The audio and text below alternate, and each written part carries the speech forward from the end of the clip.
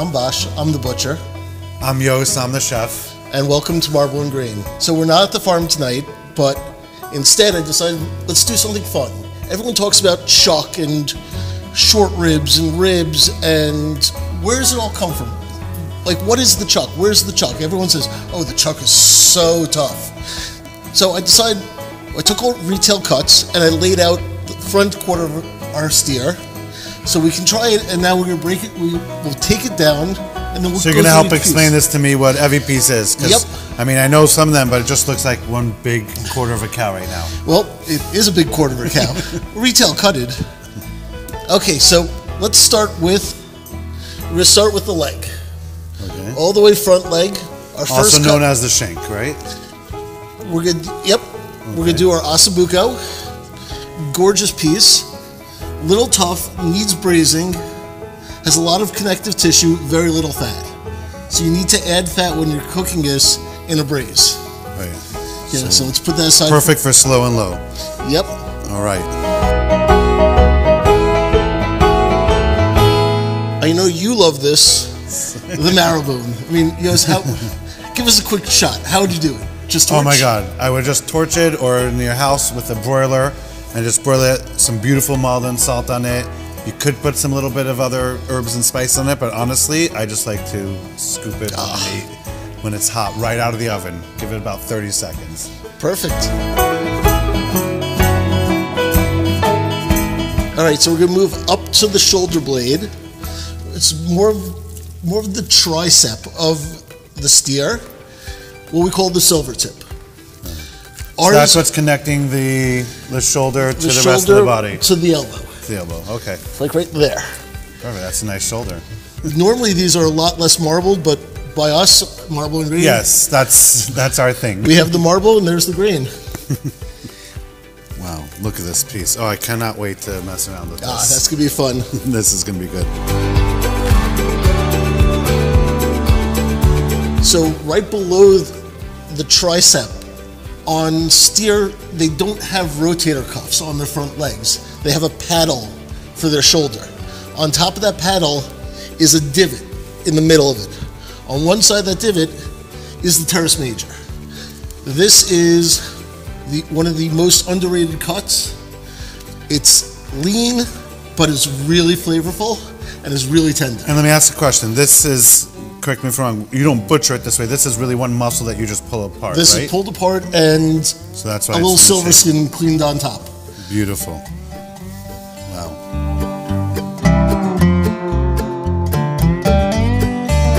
On the other side of that little hump on the shoulder, you have what some butchers call the minute steak or the minute roast. We like to split the minute roast and take that grizzle out and make flat iron steaks. These are probably the 4th or 5th most tender cut in the animal itself. And when you do it this way, it cooks much faster. You don't have to just braise it, you know. It's much more versatile. Steak. Yeah. Look at that marbling. Wow.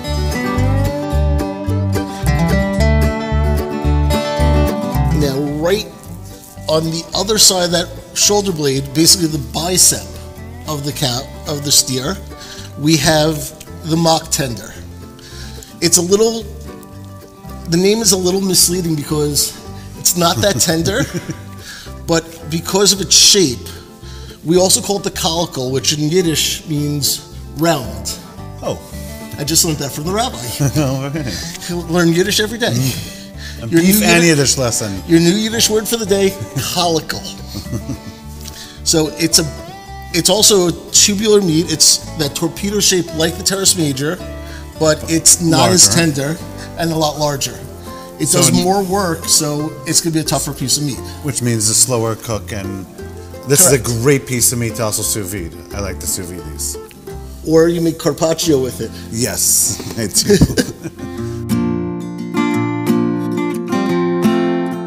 So now we would take off the shoulder blade, nice big paddle of a piece. Sometimes you'll see in the butcher shops something called the 7-bone pot roast.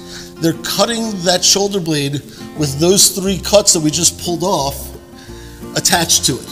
I like to keep the muscle separate because they each cook a little differently. Underneath that shoulder blade, we have what's called the underblade, or as we call it, the French roast.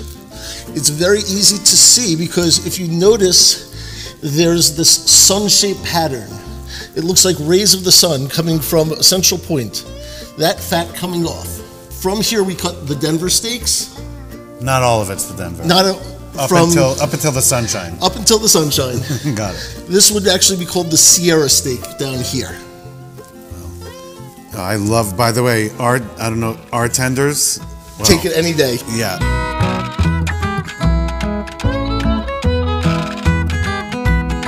Right below the underblade, we get to one of my favorite cuts. That's the chuck eye.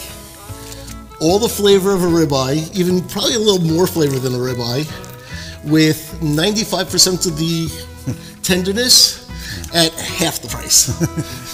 But we're play more with that. Right, and we also sell this in chuck eye steaks as well. Yep. We sell them both as a roast and chuck eye steaks. Wow, this is great. So we're going to go a little down from here. We're then going to hit the brisket. This is what they call a, let's see, so everyone can see.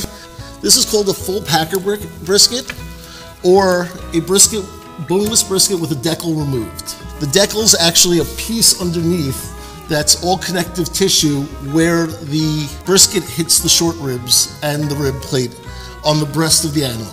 Got it. And we'll break this down into the point of flat or the first and second cuts, most commonly known. And this was already, a lot of the fat was already trimmed off. Correct. It usually will have around... Again, retail cuts. When we get this in, whole, as a chef, it's a lot more fat. So right now we've just finished everything from the neck to the fifth rib on the animal. Now comes the good stuff. So now comes some of your money shots. So we're down by the brisket. Right. The continuation of the brisket comes the plate. So from the belly going up. Yep. And the plate becomes the short ribs. Let me see that. Oh my God. If you can see that, I can slice that off and eat that right now. It's delicious. I like to take these, smoke them. They get nice and soft. All that fat becomes juice. So all that marbling just melts away. Right. And you notice the bones here are the rib bones that come up for rib steaks, but we'll get to that in a second. Wow, beautiful.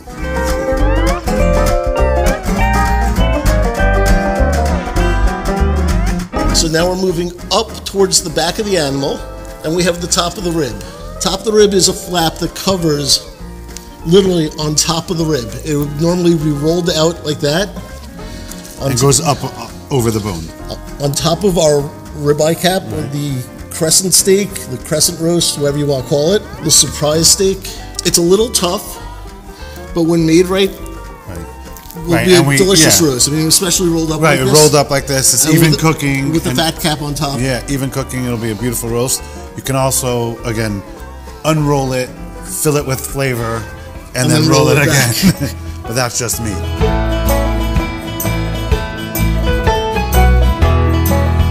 Which brings us to our last shot, which is the money shot. Our ribeyes come in two sizes. We have long bone and short bone. Our tomahawk and our regular rib steak.